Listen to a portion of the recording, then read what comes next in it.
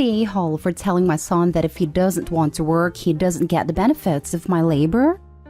My son, 21 male, dropped out of college at the end of his last semester in December. His grades had been failing for almost a year and a half, so it was pretty much either drop out or get kicked out. My wife and I had paid for his first 2 years completely and given him extra spending money each month so that he could concentrate on school instead of having to work. We also made him sign up with a school counselor and got him a therapist about 18 months ago because we were worried his mental health could be a contributing factor. We later found out that he had been skipping counseling and therapy sessions and skipping a lot of classes.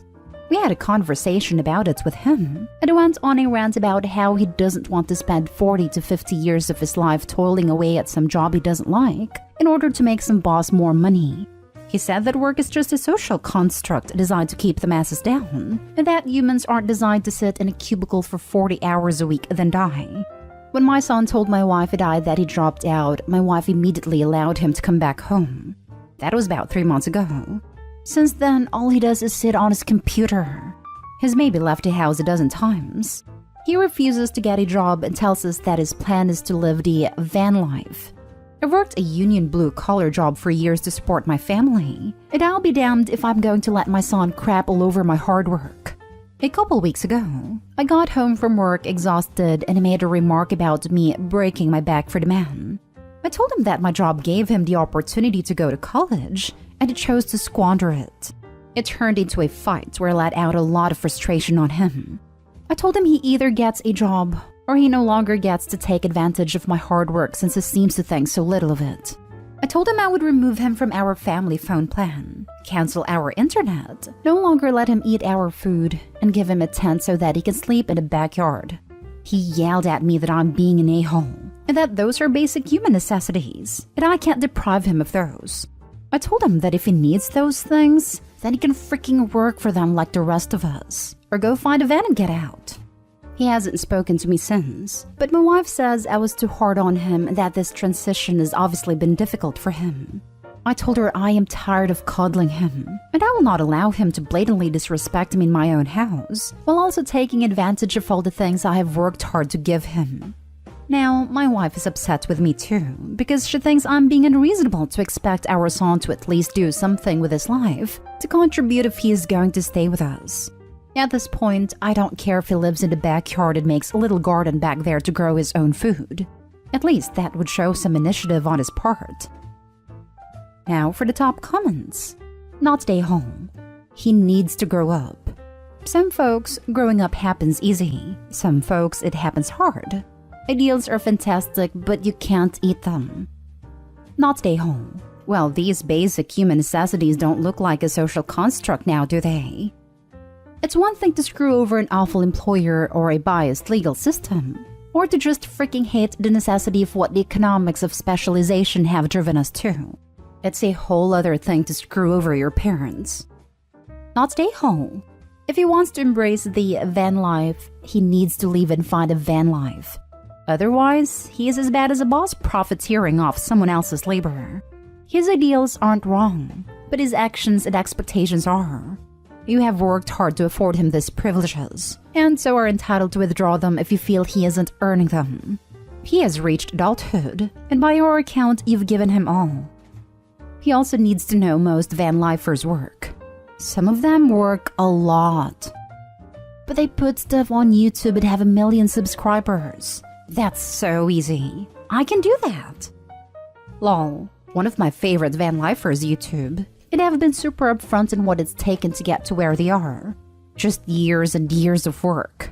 And they kept their jobs for a very long time when they started out. Not stay home. I have a couple comments here. Your wife is his enabler. He feels comfortable being so free from the man because he knows he has a safety net. Secondly, you can take a horse to water, but you can't make it drink. You can give him all the tools, counseling, and opportunities to go to college, but if he doesn't want to, he won't do well. Finally, life is what happens when you're busy making plans. Perhaps the best thing you can do is kick him out so that he doesn't have the luxury to be so idealistic.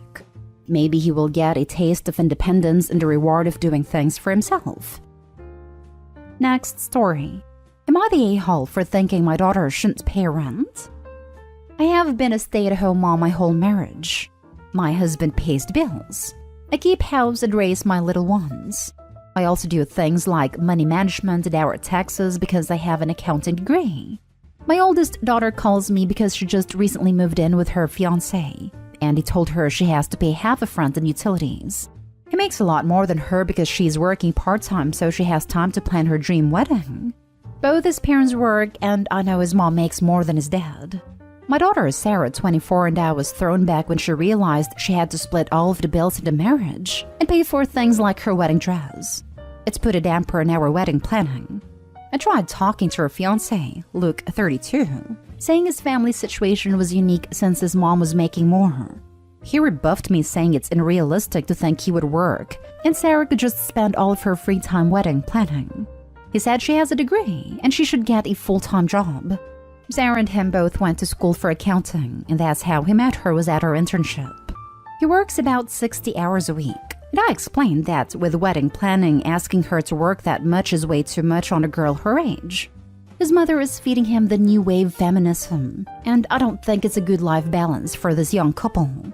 His mom is feeding my daughter that in this world, you have to work hard and have tough love for your kids. Sarah called crying because her mother-in-law yelled at her for being a gold digger, and Sarah has moved back in with her best friend. My daughter is saying I gave her bad advice and now Luke wants to call off the wedding and wants his ring back. She's blaming it on me, but I think Luke shouldn't have asked my daughter to pay half of his bills on top of wedding planning. You're the a-hole as you gave terrible advice. Your wedding is not a valid excuse to not work, and plenty of people her age work those sort of hours. I'm not surprised that he called off the wedding, as no one in their right mind would want to deal with someone who acts so entitled. Exactly. The way Opie said his mom is feeding him the new wave of feminism literally says a lot about Opie. Her idea is the one that isn't a good balance for any couple. And Opie, yes, in this world you gotta work to earn money in order to live. You can't just mooch off another. There is no more blue is for boys and pink is for girls. Your daughter is capable enough to get a job and support herself. And if she continues to listen to your terrible advice, she'll probably end up alone. And if your daughter can't handle a job and wedding planning at the age of 25, she ain't ready for having kids or getting married either. You're the a-hole. Too much for a girl her age? What are you implying? She's too young to take on the responsibilities? If that's the case, then she shouldn't be getting married in the first place. That line cracked me up. She's 24, not 14. And shocking though it may be to Opie, plenty of women work full-time and plan weddings at the same time. It's put a damper on our wedding planning. May have been a slip of the tongue, but it said everything. This isn't your wedding. This isn't your marriage. Their family dynamics are not yours. You're asking them to go by your lifestyle, not develop their own. If your daughter is living with Luke, it's not solely Luke's rent. Let's go ready. You're the a-hole. She needs to work full-time. I genuinely can't comprehend having the mindset that I need to work part-time so I can plan this party. What? Next story is titled, Am I the a-hole for sitting back and doing nothing when mom told my wife that she'd take us to court for grandparents' right? This situation is a bit of a mess. I'll just mention the relevant conflict at hand. So, my wife Liz and I have been married for 7 years. We have preschool-aged kids, and because we currently live in the same city as my parents, mom would take the kids while my wife and I work.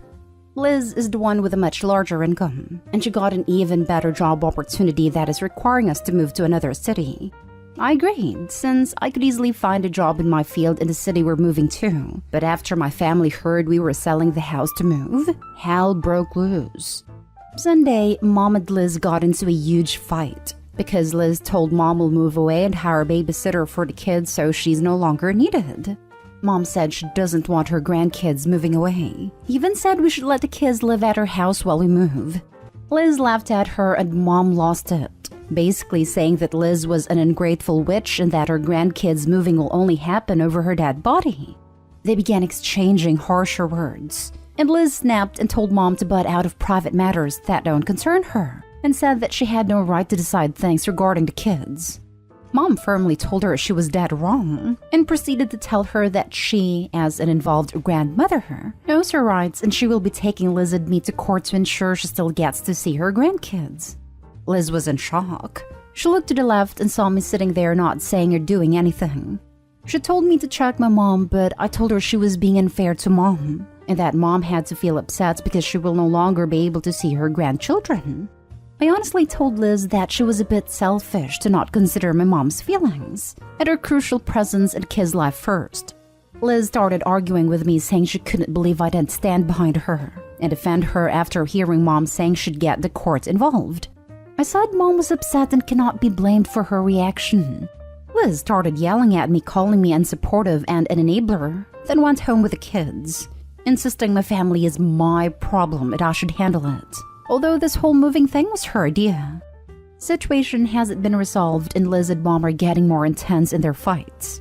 I choose to stay out of it because both have valid arguments. But Liz has called me awful for not siding with her after seeing how Mom spoke to her and being okay with the fact that Mom was willing to cause us issues in court. Am I the a-hole? I get that Liz wants my support, but I feel like Mom has been punished through no fault of her own after being a loving grandmother to my kids. Now for the comments. You're the a-hole. Your mom threatened to take your family to court so she can get custody of the kids, and she wants them to live with her. That is a disproportionate reaction to being told that someone is moving. Are you okay with moving to a new city? Sounds like you are. Why would you ever let anyone threaten your wife with court for doing something incredibly beneficial for your family? Why would you let someone threaten you instead of offering to get on a plane to see you? You're the a-hole. Your mom is threatening your family, and she could very well actually gain custody of the kids depending on how much and how long she takes care of them for. OMG, you're the a-hole OP. Your wife and children should be your first priority always, not your mother's feelings over moving. Insisting my family is my problem but I should handle it, although this whole moving thing was her idea. It may have been her idea, but you agreed to it. If you had an issue with moving, you should have had that conversation with your wife. Agreeing with it to your wife's face and then letting your mom do the dirty work of fighting her about it is cowardly and passive-aggressive. The fact that you are continuing to sit there like a bump on a log while your relatives harass your wife is failing hardcore as a spouse. Get your mother out of your marriage or you won't have a marriage. You're the a-hole. You're the a-hole. You married and had kids with Liz, not your mother. Are you really okay with your mom threatening to take your children? No, I'm not. But I do get that she was upset and probably didn't mean what she said in the moment of rage. But I told Liz that it's better that we solve this peacefully and try to get on my mom's good side by maybe reaching a compromise, though Mom is completely against moving away. Why does your wife need to compromise when your mom is the one that escalated the threatening to sue you? Now for the last story. Am I the a-hole for calling out my husband's favoritism? My husband Tom, 37 male, and I, 33 female, have been married for 7 years, and we have 2 kids. Sammy 3, Nora 5. He was married before me, and had a son, Teddy, who passed on from chronic illness at 4. So far, our family has been pretty stable, meaning no fights or disagreements. Though I have complaints about some things Tom does.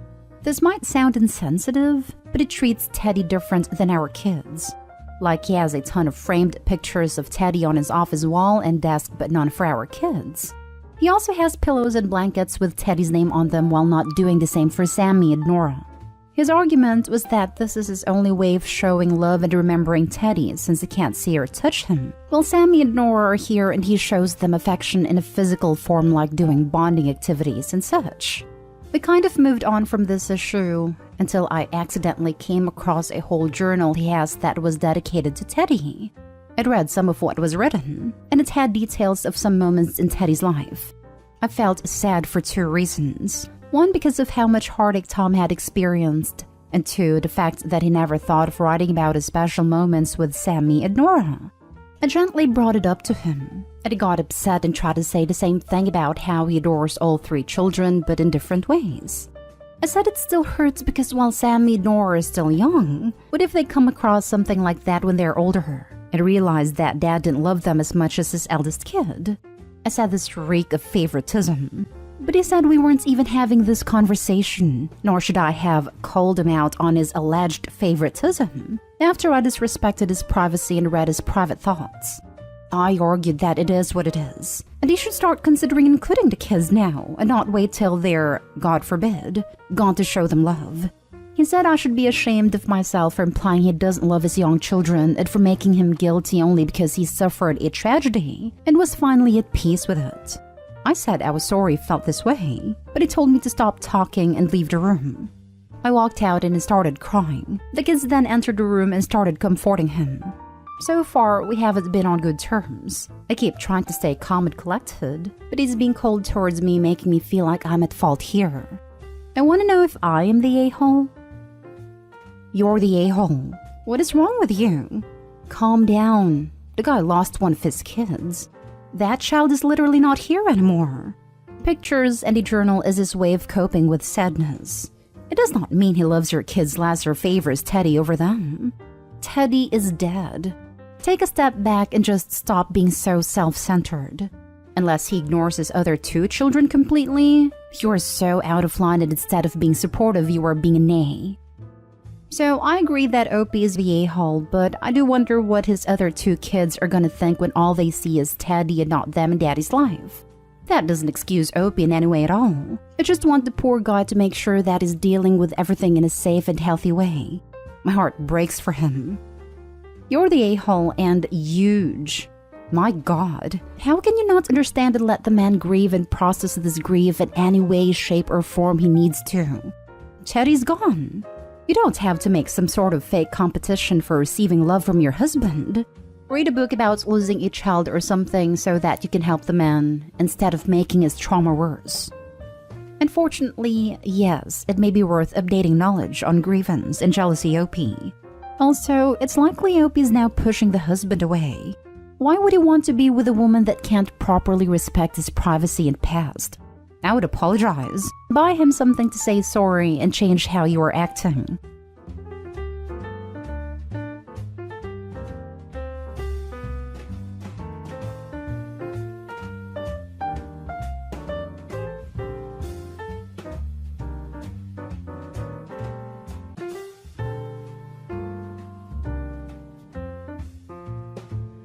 Am I the a-hole for telling my sister I'll report her to the police if she files a false assault claim?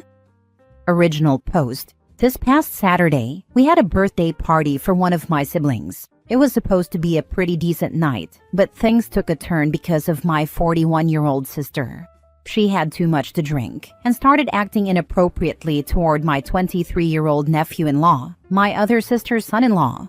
At first, it was just little things, standing too close, laughing a little too hard at his jokes. But then other people started noticing her brushing up against him, touching his arm, and being way too flirty. At one point, she was following him around, and he was clearly being polite by figuring out another way to walk away. I've heard my 41-year-old sister make weird comments about him before, stuff that always made me uncomfortable, but I never thought she'd actually cross a line. My nephew-in-law is 23, muscular and tall. My niece is 22 and they love each other very much. My nephew-in-law was clearly uncomfortable and did his best to avoid her. He finally went up to his mother-in-law, my other sister, and told her that he wasn't trying to cause a scene. But my 41-year-old sister kept squeezing his arms and telling him how handsome he is. My other sister got very upset and tried to talk to my already drunk sister, but it didn't go well at all. My 41-year-old sister tried to play it off, like he was making it up, but we all saw it. My niece, his wife, was devastated, and my other sister was angry. To keep things as peaceful as possible, I told my 41-year-old sister she needed to leave, and I had a friend take her home. She wasn't happy about it, but I thought that was the end of it. Fast forward to today, she has been telling family members who weren't at the party that my nephew-in-law came on to her and even attempted to sexually assault her. She's now saying she plans to file a police report. I was surprised and told her straight up that if she does, I'll report her for filing a false claim because I know she's lying. Now she is playing the victim and saying I'm a terrible sibling for not defending her. Some family members believe her because, in their words, my nephew-in-law is young, dumb, and full of you-know-what, while others know she's lying because they've heard her be inappropriate plenty of times with other young guys. But now I'm the one caught in the middle. I don't want to make things worse, but I also can't just let her ruin someone's life, his and my niece's, because she got embarrassed. I told her she better let that night go, because if she goes through with this, I will have to report her. So, am I the a-hole for telling her I'll report her if she files a false police report against my nephew-in-law? Now for the top comments before reading the update. It's tough being in the middle of family drama, but ultimately, you're standing up for what's right. I loathe family drama. I am the only guy. I have 4 sisters, and I am always putting out fires. Our parents are older now, so they look to me as the patriarch. Fun times.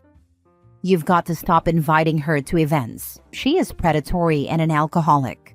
Until she cleans up her messy self, she's not fit for socializing. Oh, most definitely. She is not invited to anything anymore, especially since she is willing to lie about everything. I can't even think that far ahead on how that will play out, but I already know for the safety of everyone, she can't come. I would tell all the family members exactly what you said here. It's great you're willing to go to the police if she tries to report him, but she's already harmed him. She's harassed him and ruined his reputation. She's an awful person. I'd be tempted to tell the police anyway. I bet she will do this again in the future, and it would be good if they had a record of it.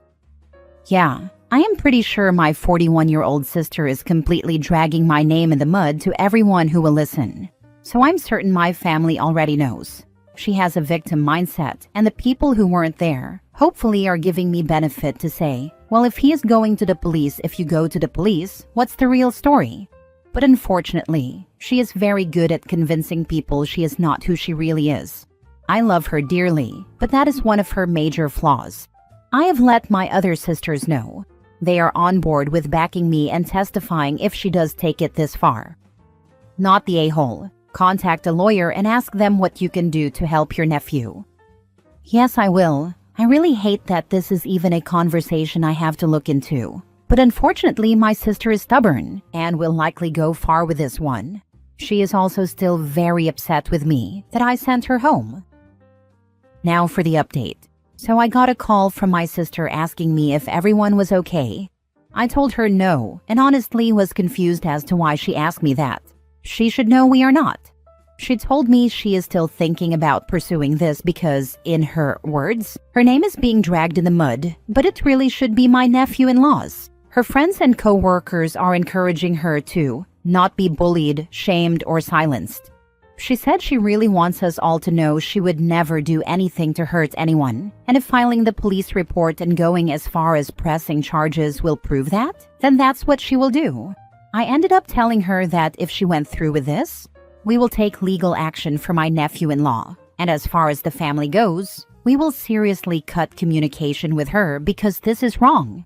She then asked me if I was okay with her going to jail to clear my nephew-in-law's name. I told her yes, because you know he didn't do anything. You did. And then I disconnected the call. I think she wanted me to say I believed her. I have no clue. So to prepare, I've called a few attorneys to set up consultations for my nephew. I'm waiting to hear back. His parents are now involved as well and want to assist their son with seeking counsel. I have communicated to them that we know their son didn't do anything. They live in a different state and are very worried, but thankfully they still trust me and his mother-in-law, my other sister for now. Shaking my head. Why? Next story. Girlfriend said I violated her on Facebook and got mad when I gave my side of the story. Am I the a-hole? I, 30 male, have been with my girlfriend, 29 female, for 3 years, and I love her with all my heart. For the past several days, she has been giving me the silent treatment and acting like she hates me, outright ignoring things I say unless it's necessary to communicate, leaving a room when I enter it, glaring at me, and shutting doors when she's on the phone, slamming cupboard doors, and throwing food I'm cooking in the trash if I walk away from it for too long. This is all because I took advantage of her while she slept and then embarrassed her publicly. Please reserve judgment until I explain. About 6 months ago, I noticed a blackhead on her cheek. It looked like it could probably be popped back then, but I didn't say anything. I figured when she washed her face, she'd take care of it. She never did. It started small, but over time it grew into a raised dark plug on her cheek that could not be ignored and was very visible. And it was driving me nuts. I asked her, begged her, to let me pop it, but she refused, insisting it was an evolving beauty mark. I paid for us to get facials together, and the technician asked her if she wanted her to extract it, and she gave her the damn beauty mark line. Fast forward to about a week ago. We went out with her sisters dancing and drinking and had a great time. When we got home, she laid down and passed out from the margaritas.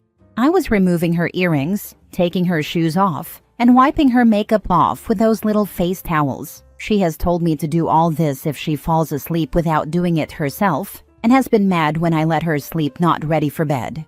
Then I saw that damn blackhead. It almost looked like I could yank it out with tweezers. I know it was wrong, but I couldn't help myself. I placed a warm compress on it. She didn't wake up. I washed my hands and grabbed the sterile lancet. I barely scratched the surface and gently squeezed. It came out in one glorious intact piece. It didn't bleed. The skin was slightly pink, but that was gone before morning, and her cheek looked perfect, as though it was never there. The next morning over breakfast, I confessed, expecting her to maybe be very annoyed at worst. Instead, she flipped out. She ran to the bathroom mirror and gasped and said, "What is wrong with you? You just helped yourself to poking and prodding me while I was unconscious? What else did you do?" The rest is a blur of us arguing and me apologizing profusely. She didn't seem that angry anymore after 2 days, and I thought she got over it. She did not get over it. A friend of mine texted me to ask me what the heck was going on at my house because she was posting status updates that she blocked me from seeing, implying she was not okay.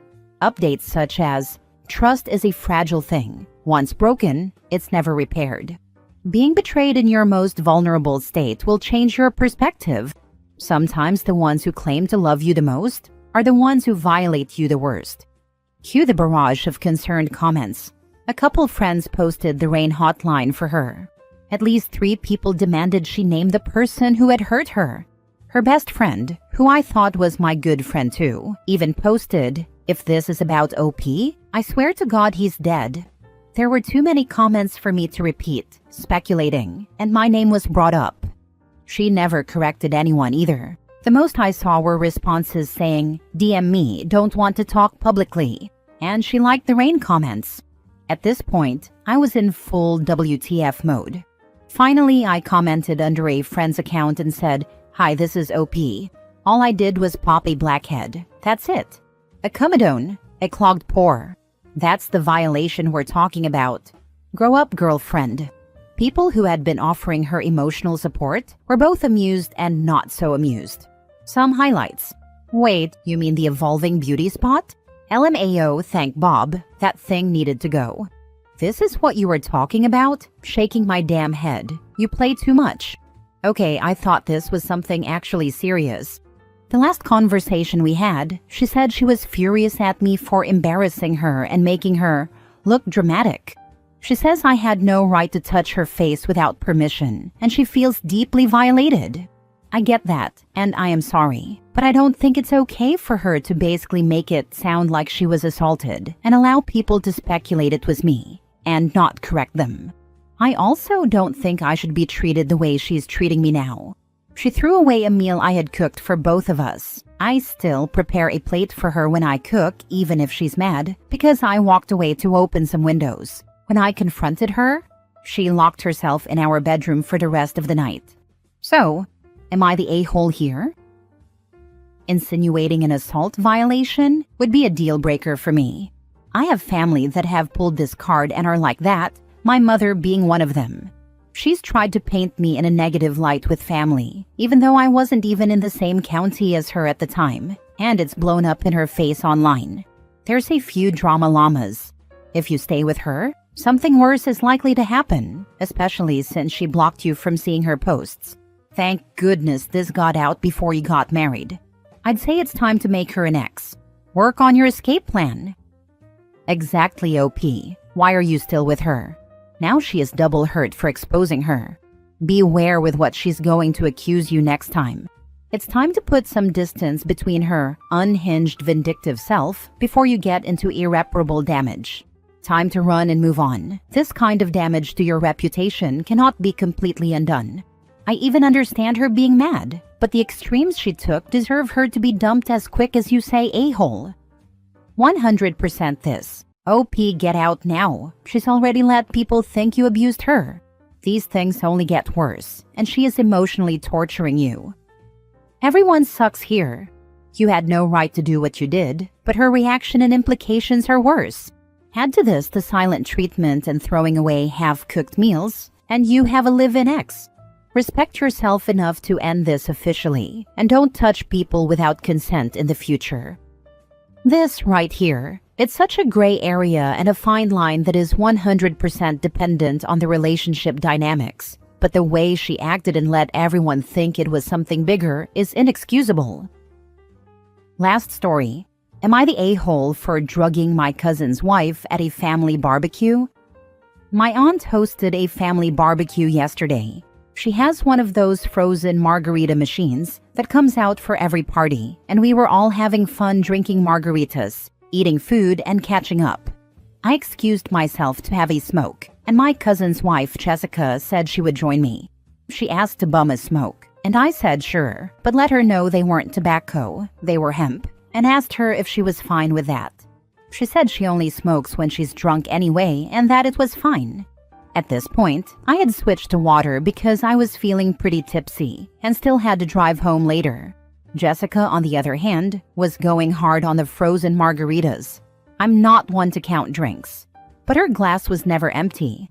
This is where things got messy. Jessica, clearly drunk at this point, ended up falling in the pool. Full dress, makeup, phone, everything. I ran over to help pull her out, but once she was out, she started freaking out on me. She started yelling that I had drugged her and that's why she fell in the pool. It turned into a huge scene. Everyone ran over and Jessica was bawling and screaming that I had given her a weed cigarette, and she didn't realize until it hit her, and that she'd been stoned ever since. My whole family was staring at me while I tried to explain that it was definitely not weed. It was a hemp cigarette that I literally bought on Amazon. I pulled out the pack and showed everyone where it says 0% THC. I told Jessica I was sorry she fell in the pool, but it was most likely because she'd been drinking all day, not because of a hemp cigarette I gave her hours ago. Then, in a very classy moment, Jessica threw a margarita in my face. My uncle told her and my cousin that they needed to leave, and she said she was going to call the cops and press charges. My cousin apologized and said Jessica's just going through a tough time and he'll make sure she calms down. So I thought that was that, but when I told my friend what happened, she said, I don't think she should have thrown her drink at you, but you gave someone a hemp cigarette when they were already drunk, which is kinda sketchy. Now I'm wondering, I did tell her it was hemp, and it doesn't have any THC in it, but maybe I should have just said no? Was I the a-hole here? Now for the top comments. Not the a-hole. Sounds like she was embarrassed that she made a scene, and embarrassed herself so wanted to blame someone else. Definitely seems like she was looking for someone to blame for her own choices. Not the a-hole. Drunk or not, you told her it was hemp and she made a decision. She then blamed weed for her tipsiness, not how weed works instead, to save face considering she was drunk, which does cause you to lose balance. You then even showed her it had 0 THC, thus she couldn't be high. To top this all off of her big show, she had a fake meltdown and threw a drink at you. Your uncle and her boyfriend removed her and apologized to you. As they knew she was in the wrong, she owes you an apology. I'm hoping she calls and apologizes soon, but I doubt it. She won't, but you're about to get a few calls by flying monkeys, asking you to be the bigger person and apologize to keep the peace. These people always have enablers, and they're the worst. She is an adult who chose to get drunk and smoke. If you know you can't control or handle it, why do you do it until you can't? Not the a-hole for you, YTA for her. Totally agree. Also, sorry OP.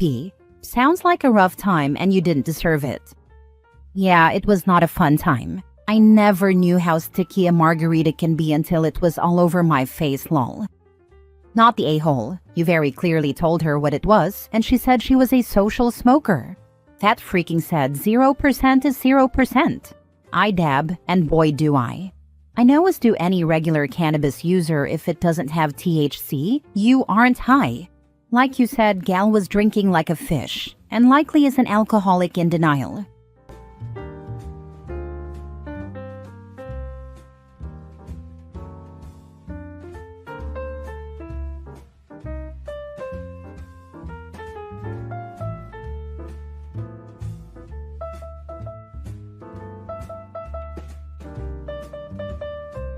The jerk for expecting my stepdaughter to forgive me because I raised her? Plus update.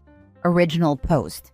Please be patient with me. I, 35 female, met my now husband, 48 male, 12 years ago. He was married and his wife had terminal cancer.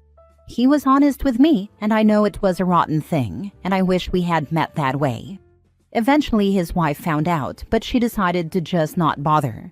He said when he was coming to see me, she would pretend he was working long hours, and that's what she told everyone at the time. After his wife's death, we started dating openly and eventually got married. He had a 2-year-old when his wife died, and I raised her as if she were my own daughter. She called me mom. She recently found her mom's diary in the boxes in the basement. She found out the origin of our relationship. She now hates me, her dad, and her 4 half-siblings. She says her mom died of a broken heart. I apologized to her and told her I paid my dues by raising her like my own.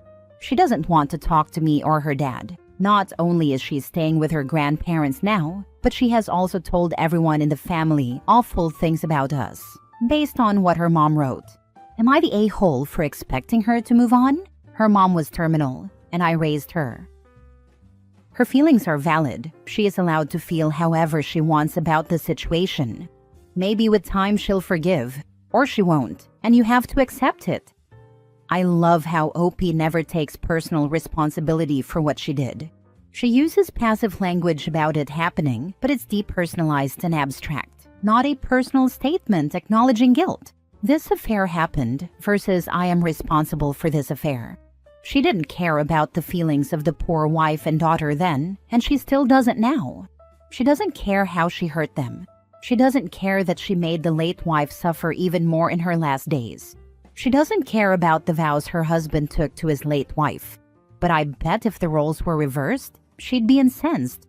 OP, your stepdaughter does not owe you respect or forgiveness, especially not when you won't even give a sincere apology acknowledging the harm that you personally caused.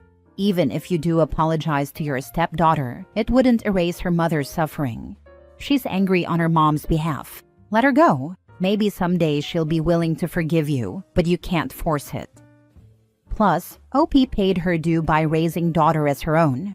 WTF, the child basically saw OP as a mother her whole life. And now OP is saying to the daughter's face that she was just a burden necessary to atone for her sins. That's so much worse than just not apologizing. Also, that means the father cheated on his dying wife while they just had a baby. What a POS. Yeah, OP's husband sucks majorly. I'm sure this is also hitting his daughter right now and contributing to her anger too. I wouldn't be surprised if she goes full no contact with everyone involved. She has told everyone in the family awful things about us based on the stuff her mom wrote. Are these things true? Because there's a very good chance the things are true. OP never denies it. She's just got hurt fifis that people don't like her now. You're the a-hole. First of all, this is new information to her. She hasn't even had the chance to fully process this without telling she should forgive you. Second, you raised her because you married her father. None of that excuses the choices you made. You knew he was married. You knew his then wife had cancer. You made the choice to keep dating him. Stop acting like you're the victim here.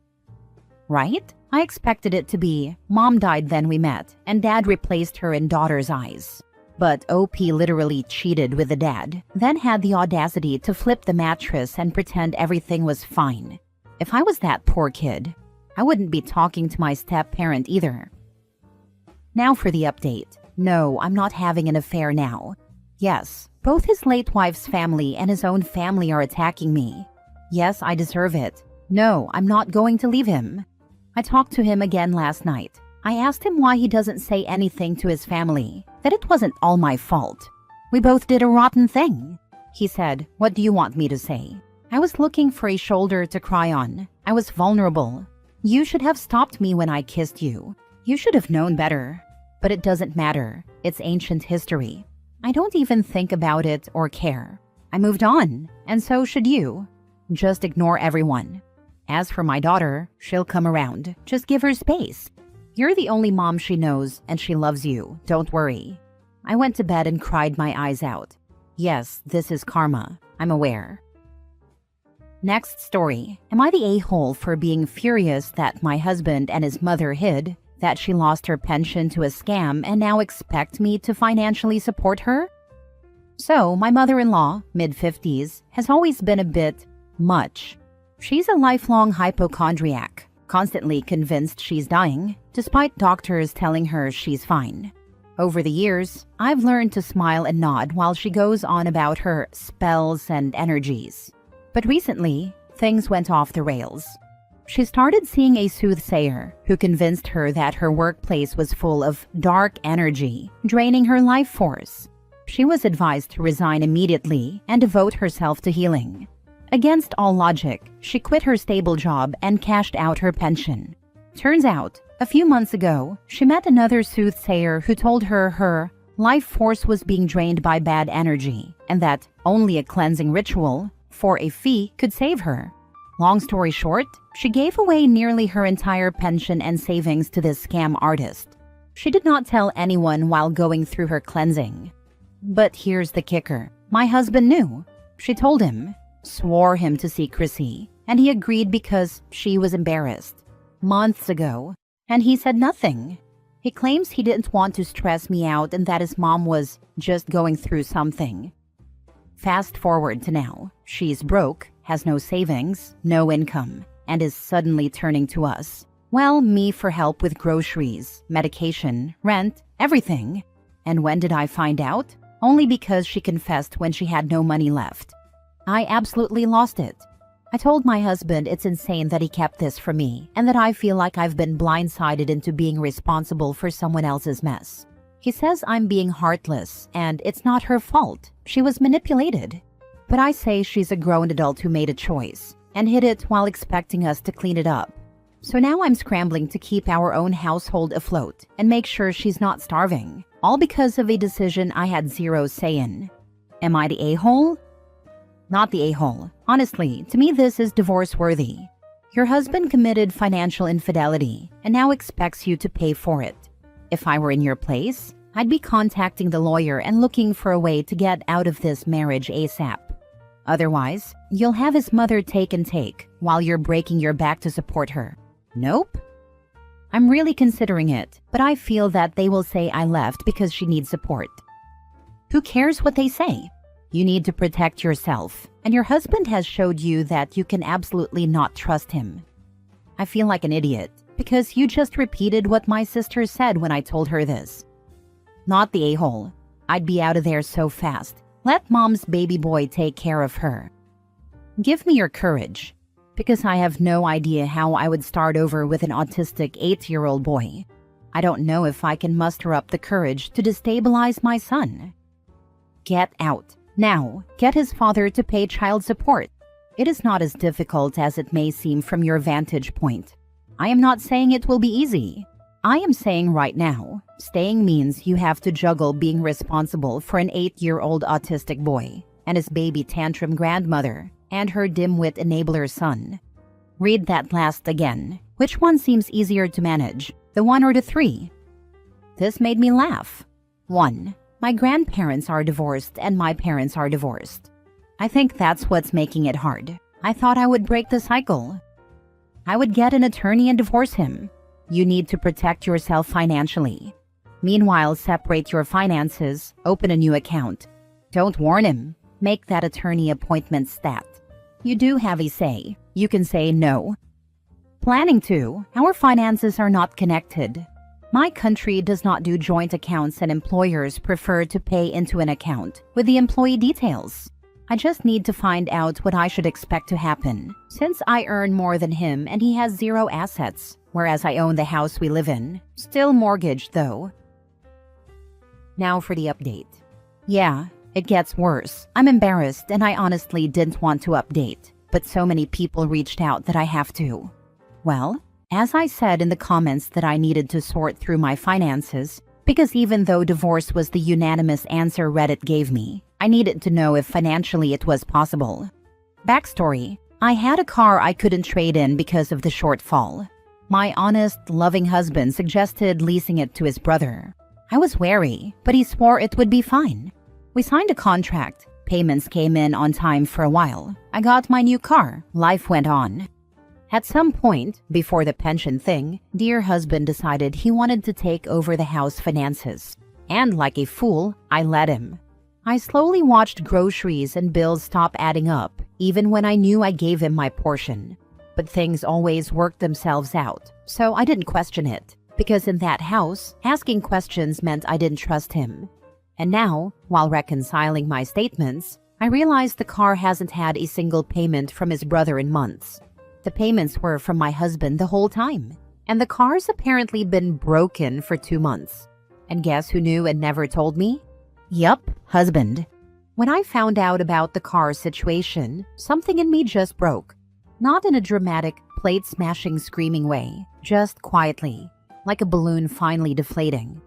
I didn't argue. I didn't cry. I just packed a bag for my son, 8th male, grabbed a few essentials, and went to my mother's house for the night. And before I left, I told my dear, sweet, loving husband he had the day to package his things. He's now moved out, gone to live with his mother, and I'm back in my house. I'm not sure how or what to feel about. I don't know if this was the right decision, if I'll regret this, if we'll ever sort this out. I don't know if this is me now, single mom in need of a lawyer. I'm just numb, and maybe that's okay for now. Thank you to everyone who listened, aimed for the throat, and don't pull their punches. Bonus info: he apologized for everything and said he will do better. But I stood by the separation, and I know I made the right decision, because when he left, he took some of my groceries because his mother ran out. He still doesn't get it. LMFAO, my life is a film with poor casting. I can already see that Subway Surfer background, because this is honestly ridiculous. Utterly ridiculous. That's all. You made the right choice. This man would have sacrificed your families, you and son finances to enable his relatives, promising to do better when you've asked him to leave, and then taking you and kiddos' food. Yeah, no, this farce of a marriage is over. He'd set you all on fire to keep his mommy and his brother warm. I'm sorry you've had to discover this is who and how he is. Listen, how you feel now is only temporary. It will pass. You and your son deserve better, and this man cannot provide that better. He's a liar and will cheat the family he created with you, so his relatives never have to experience consequences. See a lawyer ASAP. You need to separate finances, everything. He's a lying liability. It was sad to see it. I didn't even comment when he started packing it. I was just done. Good, don't let him back in. He's beyond redemption. Yes, financial infidelity is just as bad as any other kind of fidelity. Unfortunately, you will get stuck with half of the debt in a divorce, but it will be well worth it in the long run. If you don't divorce, his financial support for his family will sink you. Now he can support his relatives and live with his foolish mother. Don't be shocked when he immediately finds someone else to finance him and his family. Last story. Am I the a-hole for refusing to go support and defend my brother in court? Original post. Ever since my mom died, my brother, 16 male, and I, 20 female, have lived with my grandparents. For context, my mom died when I was 17 and my brother was 14, and my dad is out of the picture. Ever since then, my brother has completely gone off the rails. He's stolen my grandma's credit card and spent thousands on Amazon. Broke my grandpa's truck windshield with his fist. Keyed 4 different cars, mine included. Has been caught watching me in the shower and now tries to forcibly kiss me when I'm home. I currently live in a college dorm away from him, and I'm the happiest I've ever been. He violently shoved my grandparents down the stairs, crashed my grandpa's 4-wheeler, and yanked the steering wheel while I was driving, almost causing a crash. For all of this, he refuses to take the blame, and my grandparents give him no consequences because they believe boys will be boys. My own aunts, uncles, and cousins despise him now. He never takes accountability and always lies, deflects, and is 100% a narcissist. To top it all off, he's now in court for getting caught doing the deed with his now ex-girlfriend, who was a classmate of his. She is claiming it was RPE and sexual assault. I personally 100% believe her, but my grandparents do not. He's been expelled from his high school. My grandma is insisting I go to court to defend and support him, but how can I defend him when I genuinely believe he is capable of doing something like that? I refuse to go to court for multiple reasons. I'd be missing classes, which I'm spending hundreds of dollars on. It's a 2-hour drive there and back, and most importantly, I genuinely don't want to defend an a-hole. My grandma says I'm being selfish and an a-hole, but I think I'm perfectly reasonable to say no. Especially when he's refused to take responsibility for any of his actions, not a single apology for anything. Am I the a-hole? Edit. I forgot to mention one of his other hobbies, killing/hurting animals. He has done this so often the whole family refers to him as the new Ted Bundy. No, I am not making this up. He's been banned from ever going to my aunt's house. She lives about 5 minutes away from my grandparents, on a farm with tons of animals. Another reason I'm furious is because I have 2 cats. They live with my aunt on the farm because my grandma hates cats. And yes, he's tried to harm and kill my cats for fun. Now for the top comments before reading the update. Not the a-hole, but it may be worthwhile if you can find time to show up and tell the court exactly what you've told us here. He is a sociopath. He needs to be locked up. I agree. I would contact the prosecutor and ask if you can have him/her read a statement on your behalf. Explain that you can't be there in person and you don't trust your family members not to edit/change the statement. It's not unusual for victim impact statements to be given along with character references during sentencing, and you clearly have been a victim. Hopefully the prosecutor will agree to read your statement, though it might be more meaningful if you were to attend via Zoom so you could be put under oath. Depending on jurisdiction, some judges will do that, and then your statement is considered evidence, not just opinion. Not the a-hole, but I'd take 2 or 3 days off from classes. Email professors about the situation. Look for a storage unit you can afford and take all of your belongings out of grandparents' home. Then go to court and tell your story. He has been violent on multiple occasions, and he has forcibly tried to kiss you and be inappropriate with you. Tell prosecutor's office you do not believe grandparents are capable of raising him and keeping themselves safe from his violent outbursts, and he needs to be locked up somewhere he can get help. I will probably do this. Only do this if you can afford to completely move out. I don't want grandparents to take it out on you. Some storage facilities offer discounts to students for summer break, etc. when they're out-of-state students who don't want to lug stuff back and forth, so you may luck out if you go with student ID. I'm so sorry you're going through this. It may be time to seek some counseling, ask at school, to deal with the shit you grew up with. Sending hugs, kiddo.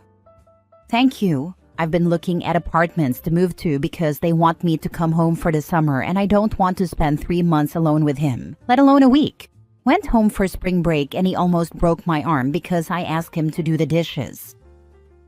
And now for the update. Just got off the phone with my grandma. They were in court yesterday. He is facing a federal charge of sexual assault and possibly RPE, depending on whether there's enough evidence. My brother had dreams of going into the army, and those are now crushed. Not sure why the army, that's just all he ever talked about. Apparently, his lawyer is going to try to use the "she was tempting him and he didn't know what he was doing" excuse, which I know is total BS. They're going to evaluate him to see if he is able to comprehend his actions, which I know he will fail because he 100% can. He would brag to me about keying cars, stealing money, hurting my grandma, beating the dog, etc. I really think it'd be best if he was either locked away for a few years or sent somewhere he can get legitimate help. The fact that my grandpa and grandma still believe he's innocent, even when there is video recording of him persuading her to go into a room alone with him, I have no words. Then, during spring break, he went to my dad's and I got a phone call that my brother tried to strangle my dad, who had just gotten out of surgery. I have no words.